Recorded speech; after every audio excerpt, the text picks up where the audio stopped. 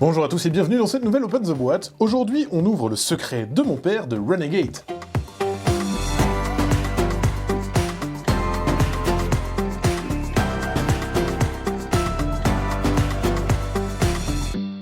Le secret de mon père, c'est un jeu de TCPT 3. C'est une version non définitive, mais on va quand même pouvoir vous montrer un petit peu le matériel. C'est pour ça que le titre est en anglais, My Father's Work. Mais on va voir ensemble ce qu'on retrouve dans cette grosse boîte. Alors, allons-y. Dans un premier temps, on va retrouver un plateau en 5 pièces. Dans ce jeu, vous allez hériter de l'héritage de votre père, tout simplement. Et c'était un savant fou qui créait des créatures dans son petit laboratoire, comme ça, en toute discrétion. Et vous allez reprendre sur 3 générations le travail de votre papa. Ici, vous allez retrouver le plateau où va se trouver le village. Alors, fait un petit peu intéressant, c'est que le village, c'est sous un petit livret, comme ceci, hop, qui s'ouvre. Et on va avoir, donc c'est un jeu de placement d'ouvriers, et c'est ici qu'on va placer nos ouvriers, tout simplement. Voilà. Et l'intérêt, justement, d'un petit livret, c'est qu'en fait, on va pouvoir tourner les pages, hop, pour changer les actions disponibles dans le village. Voilà. Donc ça, c'est petite subtilité. En plus du village, vous allez pouvoir avoir votre laboratoire à vous. Comme ça peut se jouer jusqu'à 4, chacun va avoir son petit plateau individuel. C'est ici qu'on va pouvoir stocker les différents ingrédients pour nos petites mixtures et créations diaboliques, mais aussi la possibilité de stocker différentes pièces. Justement, ces pièces, hop, elles sont juste ici, ce sont des tuiles. Voilà, donc au départ, on a une tuile de base, mais après on va pouvoir, comme ça, hop, ajouter des nouveaux compartiments sur notre plateau, dans notre laboratoire. Voilà, et on voit qu'il y a une tripotée de tuiles. Voilà, énormément de tuiles à disposition. Chaque joueur, comme on peut jouer à 4, va avoir son petit lot, son petit set. Voilà, donc un rouge, un blanc, un noir, un jaune. On va prendre le rouge pour l'exemple. Hop, qu'est-ce qu'on retrouve dedans? Donc comme je vous l'ai dit, vous avez votre pièce de base, voilà, tout simplement, pour stocker des choses. Vous allez avoir différents socles. En fait, ce qui est intéressant, c'est que dans le jeu, vous allez avoir votre scientifique, qui lui peut aller où il veut. Il peut aller autant dans le laboratoire qu'en ville, pas de soucis.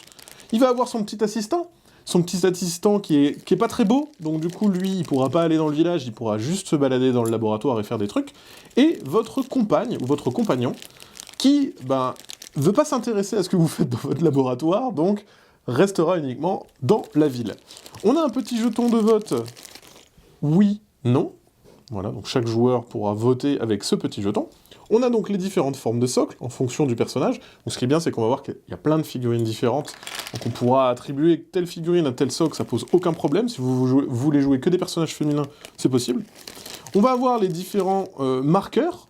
En fait, vous allez, dans le jeu, progresser, et peut-être que vos expériences vont un petit peu attiser la curiosité de la foule, et peut-être qu'ils vont vouloir vous chasser à coups de flambeau et de fourche, hein, vous connaissez le délire. Mais il y a aussi un deuxième truc, c'est qu'on peut devenir fou peut-être dans le jeu. Parce que, à force de découper des cadavres et faire des mixtures un peu bizarres, les vapeurs peuvent vous rendre un petit peu étrange.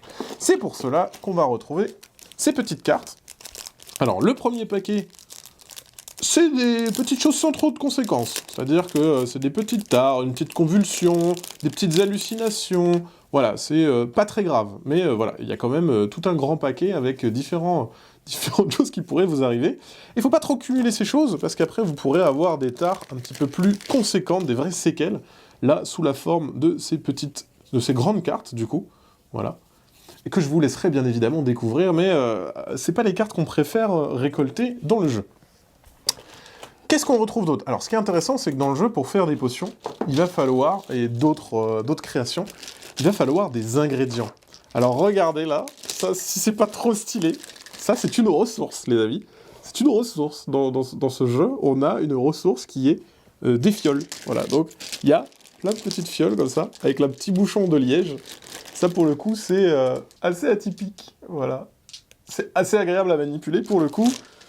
Les petites fioles. Et c'est pas fini, parce que matériel atypique, dans les ressources, qu'est-ce qu'on retrouve aussi? Des cercueils. Voilà, des petits cercueils, en bois, bien évidemment, hein. Faut pas rigoler, hein. Des petits cercueils en bois. Peint, tout brillant. Dans les ressources, ensuite, qu'est-ce qu'on a d'autre? C'est pas tout.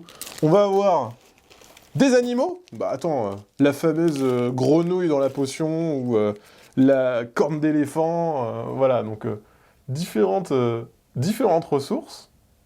Voilà. C'est pas fini, parce qu'on crée aussi des machines. Alors, il faut bien des petits rouages. Donc on a des petits rouages, aussi en métal, qui font un beau petit bruit. Voilà. Et qui brillent, qui brillent de mille feux. Donc ça, c'est pour les petits rouages. C'est pas fini. On va aussi avoir des sous, des pièces en métal. Voilà. Donc là, on a les petites pièces de 5. Donc assez belles. Assez belles petites pièces. Donc ça, c'est pour les pièces de 5. Mais il y a aussi des pièces de 1. Voilà. Hop là, j'en fais tomber une. Super belle. Et elles pèsent leur petit poids. Elles ont un petit poids très sympathique. Donc, pour acheter des trucs, c'est plutôt agréable. Qu'est-ce qu'on va retrouver d'autre? Je vous l'ai dit, dans le jeu, on va fabriquer des choses, mais qu'est-ce qu'on va fabriquer? Eh ben, des fameux trucs bien connus, j'ai envie de dire, comme par exemple la machine à voyager dans le temps, tout simplement, la créature, la vulnérabilité, voilà, donc plein de trucs hyper connus de tous ces films, justement, où on essaye de créer des machines et avec des savants fous. Bref, vous avez compris la thématique. Ce qui est intéressant, c'est que dans le jeu, il va y avoir plusieurs générations, 3 générations, et au bout de ces 3 générations, la partie prend fin. Donc il va falloir être un petit peu habile à conserver nos connaissances. Les connaissances, justement, elles sont représentées par ces petits cubes. Donc voilà, il y a des cubes de chaque couleur pour les différentes connaissances. Donc voilà. Parce que d'une génération à l'autre, bien évidemment, si on décède, si on n'a rien noté dans notre petit carnet, eh ben, on perd toutes nos connaissances d'une génération à l'autre, donc il va falloir optimiser ça. On va avoir d'autres jetons de connaissances juste ici, avec le marqueur de la foule en colère. Voilà. Le petit flambeau, bien évidemment. Le petit flambeau de la caractéristique de la foule en colère. Donc ça, hop, c'est pour les jetons. On voit qu'il y a plein de choses, hein. Je m'étale un peu. On va avoir les différents marqueurs. Marqueur de progression, tout simplement, et le marqueur premier joueur. Voilà, ça c'est des marqueurs, hein, rien de bien folichon, mais ils sont quand même en bois, c'est à signaler. On va avoir des rappels, des aides de jeu. Le jeu est assez touffu, donc avoir des petits rappels, c'est jamais de trop. Voilà. Ensuite, c'est bien beau, mais il va falloir faire des expériences. Donc qu'est-ce qu'on a besoin? De cartes. Voilà, donc elles sont séparées en 3 familles, les cartes C, les cartes B, les cartes A. Et comme on peut le voir, c'est ici que vous allez dépenser et utiliser ces cartes pour pouvoir faire les différents prérequis et gagner des points de victoire, parce que il faut quand même gagner des points à un moment dans le jeu. Voilà. Donc, moult cartes que je vous laisserai bien évidemment découvrir. Mais on voit qu'il y a un gros sabot. Et là, vous me dites, c'est terminé? Non, c'est pas terminé, parce que ce jeu, la petite particularité, au-delà du fait qu'effectivement, il y a beaucoup de choses et que ça reste un gros jeu, vous avez des scénarios. Donc là, je vous montre cette boîte, c'est le premier scénario, The Cost of Disease, le prix de la maladie, qui sortira bien évidemment en français, mais là c'est la version anglaise. Je ne vous montre pas l'intérieur, c'est voulu, mais sachez qu'il y a par exemple des nouvelles pièces, par exemple des nouveaux marqueurs, par exemple des nouvelles cartes, par exemple plein de surprises. Et ce qu'il faut savoir, c'est que ça peut se rejouer parce qu'il y a des millions de combinaisons différentes, et donc vous ne vivrez jamais la même aventure, c'est à chaque fois tout nouveau. Donc il y a énormément de choses à découvrir dans cette boîte. Et là, vous me dites, c'est bien beau, mais tu nous as parlé de figurines tantôt. Où elles sont, ces figurines? Les voici, les voilà. Donc, on a une grosse boîte juste là, avec moult figurines. Voilà, regardez. Oh là là là, j'en ai plein. Donc, je vais vous le montrer plus en détail. Mais ce qui est cool, c'est que vous avez vraiment les stéréotypes. Le Igor, quoi, avec sa petite lampe torche, la marquise qui va aller se balader dans le village, ou qui sera la scientifique. C'est vous qui décidez, il n'y a pas de souci.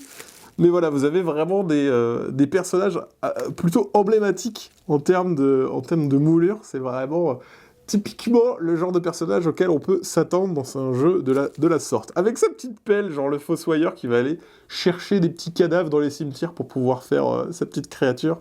Enfin voilà, vous avez compris l'esprit du jeu, un côté un peu loufoque, un peu scientifique fou à découvrir. C'est le secret de mon père. Eh bien, je crois qu'on vous a tout montré. Et bien, sur ce, comme d'habitude, on vous fait des gros bisous. On vous dit à la prochaine. Et puis, ciao!